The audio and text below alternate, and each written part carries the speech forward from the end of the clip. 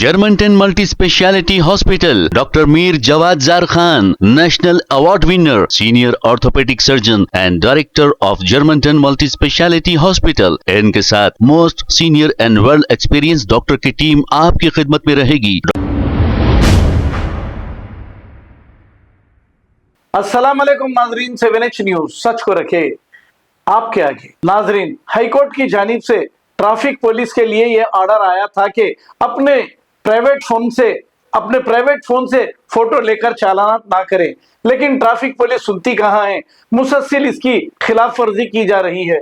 ऐसा ही वाकया traffic police के कांस्टेबल ने अपने प्राइवेट फोन से फोटो लेकर चालान करने का वाकया देखने को मिला है। आइए देखते हैं इसी की रिपोर्ट। हाईकोर्ट का ऑर्डर है, आप पर्सनल मोबाइल से फोटोज नहीं ले सकते। आप पैसा लिए, आपके साहब बोले होंगे। देखो भैया, ये डेयरी फार्म का चौरासा है, ये डेयरी फार्म चौरासा है। ये पिलर नंबर 217 देखिए। ये देखो, इनका नाम देखो, और उन अपने पर्सनल मोबाइल से फोटोज ले रहे हैं। इनके सर बोले कहते देखो, ये हाईकोर्ट का ऑर्डर है कि अपने पर्सनल मोबाइल से फोटोज नहीं लेना है। इन्होंने अपने पर्सनल मोबाइल से फोटोज ले रहे।